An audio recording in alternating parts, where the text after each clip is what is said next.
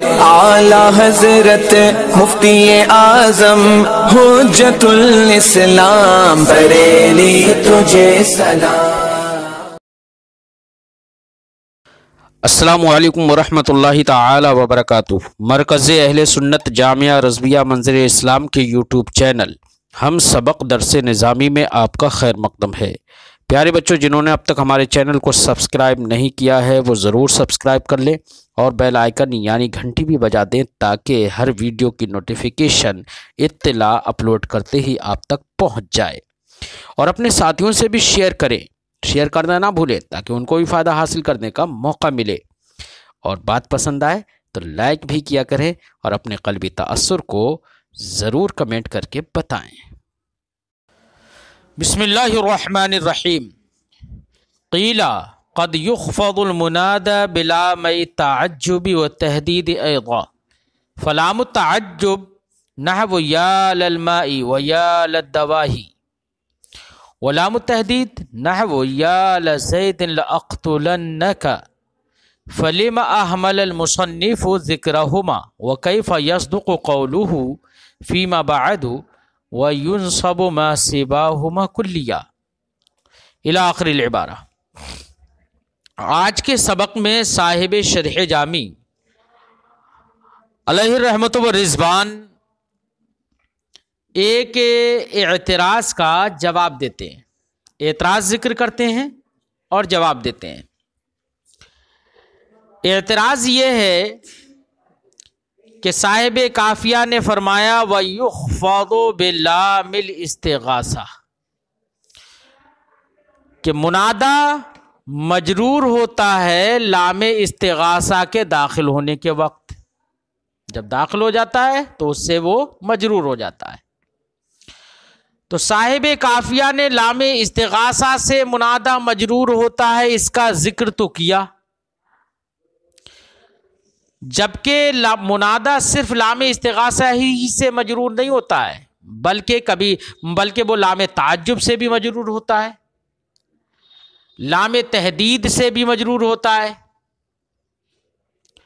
تو وہ مجرور تو لام تعجب اور لام تحدید سے بھی ہوتا ہے، تو صاحب کافیہ نے لام استغاثہ کو تو ذکر کیا کہ منادہ اس کی وجہ سے مجرور ہو جاتا ہے، اور لام تحدید اور لام تعجب کو ذکر نہیں کیا، اسے کیوں چھوڑ دیا؟ بات سمجھ آئی؟ نیز اس کو دوسرے طریقے سے یہ بھی کہا جا سکتا ہے کہ صاحب کافیہ نے منادہ کے مجرور ہونے کی صورت بیان کی ایک، کیا کہ مجرور ہوتا ہے لام استغاثہ سے، یا اگر لام استغاثہ نہیں ہے الف استغاثہ آ جائے تو فتح پر مبنی ہوتا ہے، تو ایک صورت یہ ہو گئی، اور ایک صورت وہ تھی کہ منادہ مفرد معرفہ ہو تو مبنی ہوگا علامت رفع پر۔ تو یہ دو صورتیں ہیں، ان دو صورتوں کے علاوہ کے لیے صاحب کافیہ نے آگے فرمایا ہے وَيُنصَبُ مَا سِوَاهُمَا، ان دو صورتوں کے علاوہ جو باقی صورتیں ہوں گی ان میں منادہ منصوب ہوگا، تو ان باقی صورتوں میں تو وہ بھی صورت ہے جبکہ لام تعجب داخل ہو، لام تحدید داخل ہو، وہ صورتیں بھی تو ہے نا، تو اس صورت میں حالانکہ وہ منصوب نہیں ہوتا ہے منادہ، تو مصنف کا ما بعد والا قول کہ ینصب ما سواہما یہ کلی طور پر صادق نہیں ہو پائے گا۔ بات سمجھ آئی؟ تو یہ اعتراض کیا گیا کہ صاحب کافیہ نے لام استغاثہ کو ذکر کیا لیکن لام تحدید لام تعجب کو ذکر نہیں کیا، ساتھ ہی ساتھ جب ذکر نہیں کیا تو بعد میں جو یہ کہا وَيُنصَبُ مَا سِوَاهُمَا یہ قول بھی مصنف کا کلی طور پر صادق نہیں ہوگا۔ اعتراض سمجھ میں آ گیا نا؟ فرماتے ہیں قیل اعتراض کیا گیا ہے قد یخفض المنادى، کبھی منادہ مجرور کیا جاتا ہے بلام التعجب والتحدید، لامین ہے یہ نون اضافت کی وجہ سے گر گیا، بلام التعجب والتحدید، لام تعجب اور لام تحدید سے بھی مجرور ہوتا ہے منادہ۔ فلام التعجب، لام تعجب کی مثال جس سے مجرور ہوتا ہے منادہ، اس کی مثال جیسے کہا جاتا ہے یا للماء، پانی بہت زیادہ کہیں پر بھرا ہوتا ہے تو ہمارے اردو محاورے میں اپنے علاقائی زبان میں لوگ تعجب سے کہتے ہیں ارے پانی، دیکھو کتنا پانی، بولتے ہیں نا. ایسی عربی زبان میں بھی اسی تعجب کے اظہار کے لیے، اپنی اس کیفیت کے اظہار کے لیے کہتے ہیں یا للمائی، ہے نا. ایسی کوئی بہت بڑی مصیبت سامنے آ گئی تو اس کے بڑی مصیبت ہونے کو ظاہر کرنے کے لیے، اس پہ تعجب کرنے کے لیے کہ یار یہ اتنا چھوٹا انسان اور اتنی بڑی مصیبت، ہے نا. تو تعجب کرنے کے لیے کہتے ہیں یا للدواہی، کیا ایسی کیسی مصیبتیں ہیں، ہے نا. تو اس طریقے سے یہ لام تعجب ہے. یا للماء میں بھی لام تعجب ہے، واہ واہ رے پانی کتنا ہے، اس کو بیان کرنے کے لیے واہ پانی. اور یا للدواہی کتنی بڑی مصیبت ہے، تعجب ہے اتنی بڑی مصیبت ہے. تو یہ لام تعجب ہو گیا نا، لام تعجب کی مثال ہو گئی. لام تحدید کی مثال جس میں دھمکانا مقصد ہوتا ہے، جیسے یا لزید لاقتلنک، اے زید میں ضرور تجھے قتل کر دوں گا. تو یہاں پر یا لزید میں زید منادہ ہے، اس پر لام داخل ہے، اور یہ تحدید کے لیے ہے. تحدید چھوٹی ہا سے مطلب ڈرانے دھمکانے کے لیے، تو اس کو ڈرانا دھمکانا پایا جا رہا ہے یہاں پر. یا لزید لاقتلنک، سن لے زید میں تجھے ضرور قتل کر دوں گا. تو یہ لام تحدید ہے. بہرحال چاہے لام تعجب ہو یا لام تحدید، دونوں صورتوں میں منادا پر جب یہ داخل ہوتے ہیں تو منادا مجرور ہو جاتا ہے. تو صاحب کافیہ نے ان کو ذکر کیوں نہیں کیا، کیوں چھوڑ دیا انہیں؟ فرماتے ہیں فلما احمل المصنف ذکرہما، تو صاحب کافیہ نے، مصنف نے ان دونوں کا ذکر کیوں چھوڑ دیا؟ اعتراض سمجھ میں آ گیا نا. وَكَيْفَ يَصْدُقُ قَوْلُهُ، ایسی مصنف کا قول اس کے ماں بعد میں جو انہوں نے قول کیا ہے وَيُنْصَبُ مَا سِوَاهُمَا، یہ کیسے صادق آئے گا کلیاً، کلی طور پر؟ اجیبا، اس اعتراض کا جواب دیا گیا ہے. جواب کا خلاصہ یہ ہے، دو جواب دیے ہیں صاحب شرح جامی نے. پہلا جواب جو لام تعجب کا بھی ہوگا جواب، اور لام تحدید کا بھی جواب ہو جائے گا.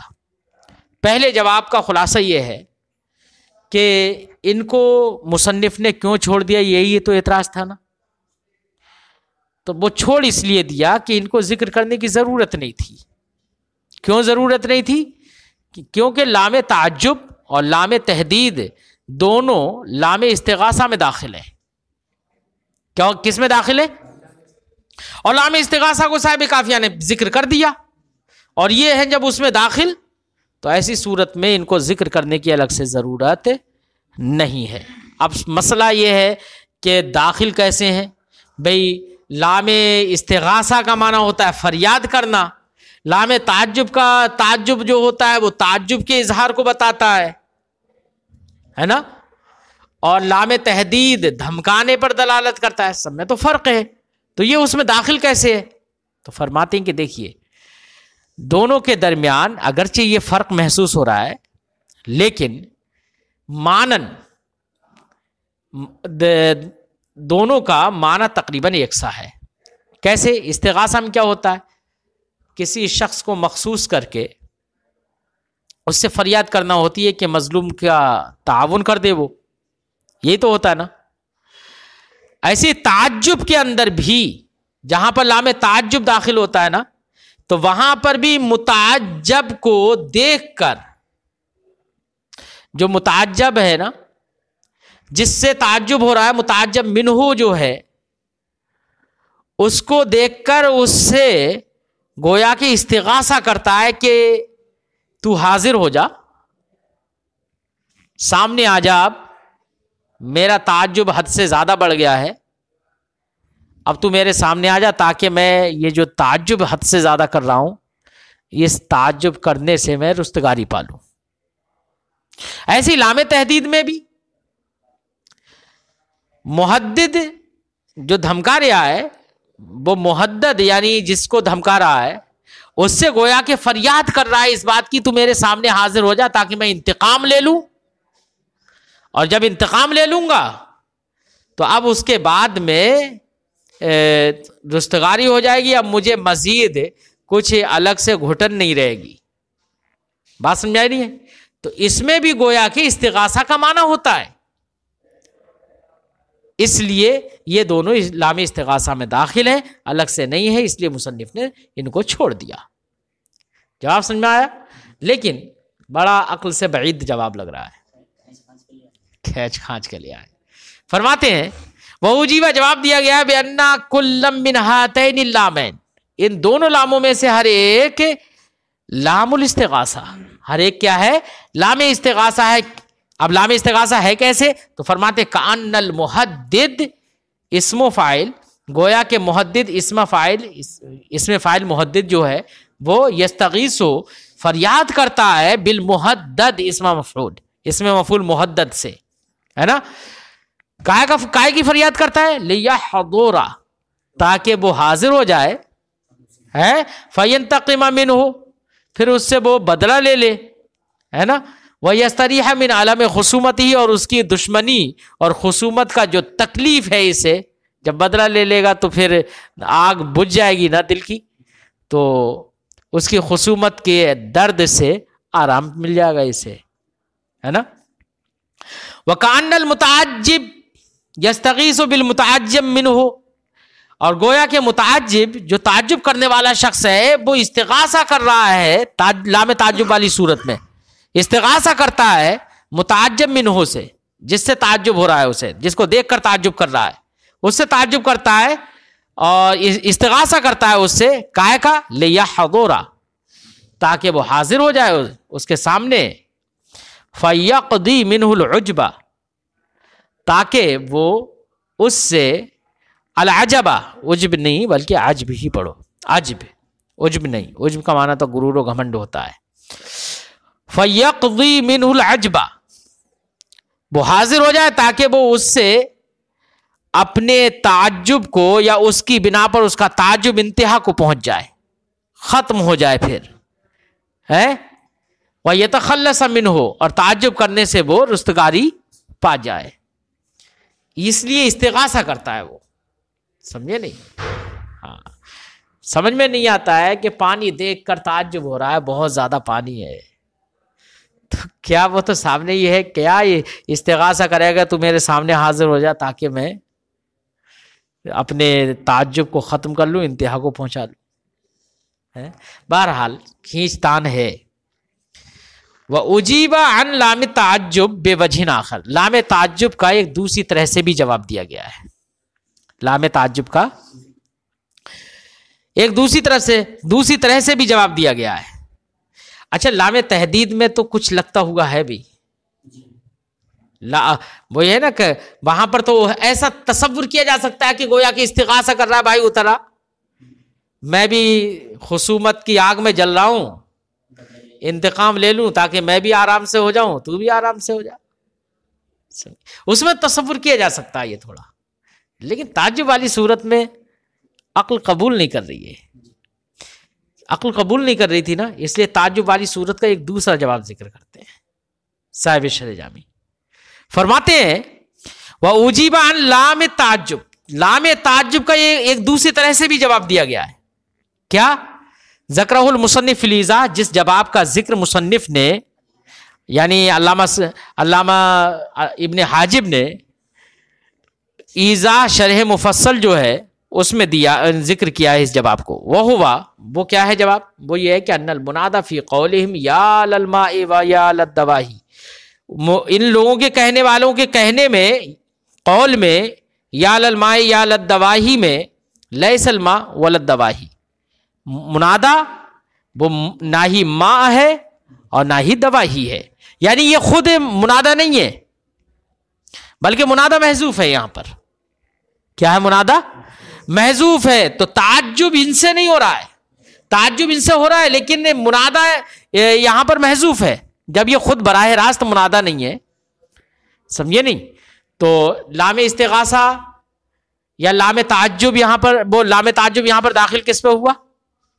غیر منادا پر، اور گفتگو کس کی چل رہی ہے؟ منادا کی. تو اس کو بیان کرنے کی ضرورت ہی کیا تھی پھر؟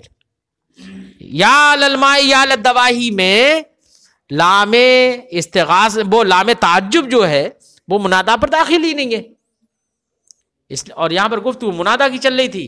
جو منادا پر لام داخل ہو، منادا مجرور ہو، تو جب یہ اس پر داخل ہی نہیں ہے تو اس کو بیان کرنے کی ضرورت نہیں تھی. فرماتے ہیں کہ منادا ان کے قول یا للماء یا للدواہی میں لیس الماء وللدواہی، نہ ہی ماں ہے اور نہ ہی دواہی ہے، بلکہ منادا محذوف ہے.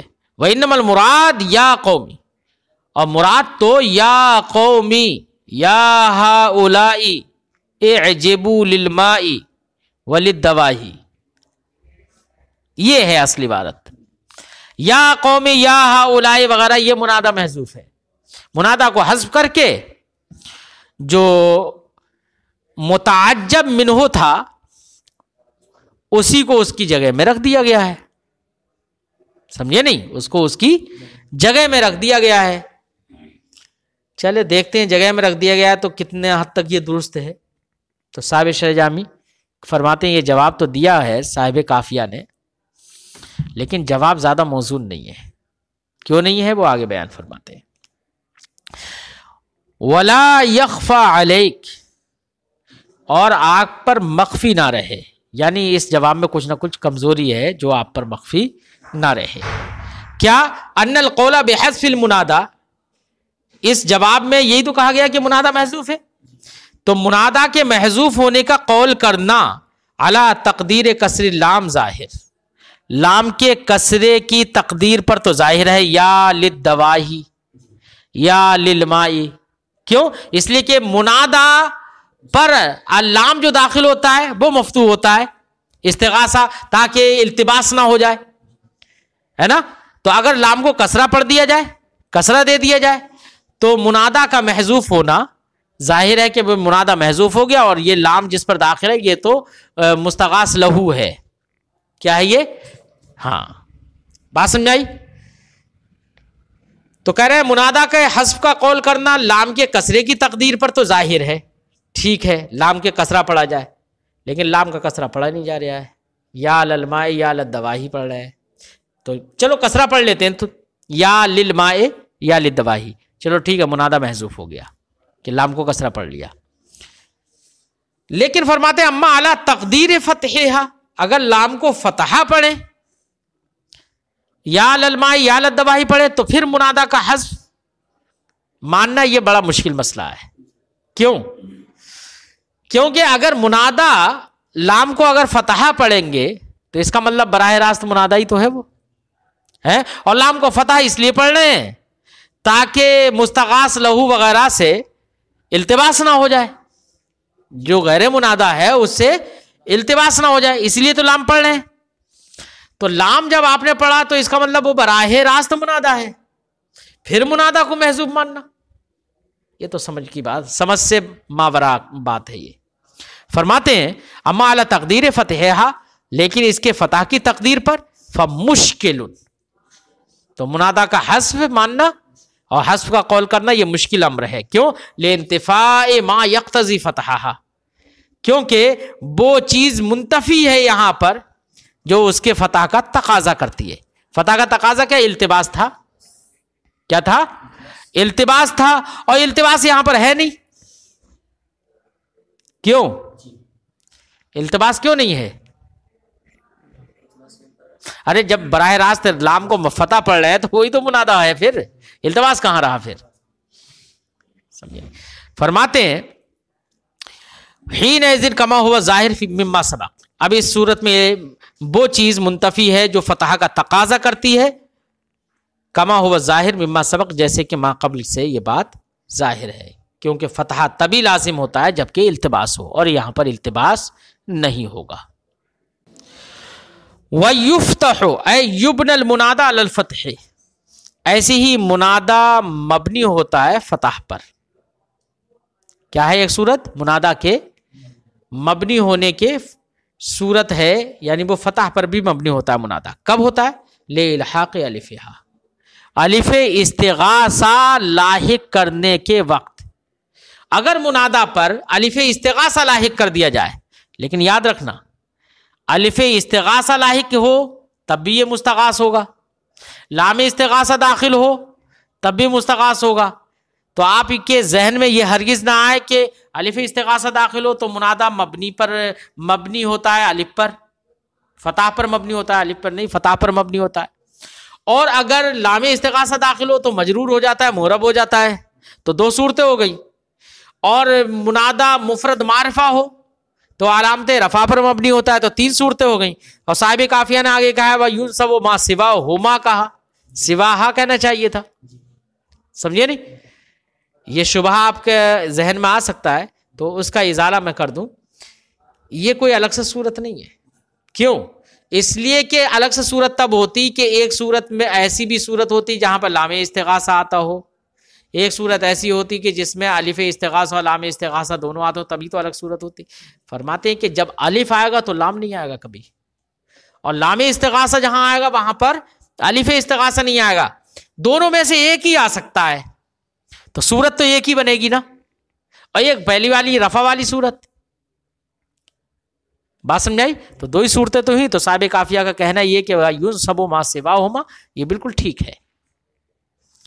اچھا رہی یہ بات کہ لام استغاثہ آئے تو الف استغاثہ کیوں نہیں آئے گا، الف استغاثہ آئے تو لام استغاثہ کیوں نہیں آئے گا؟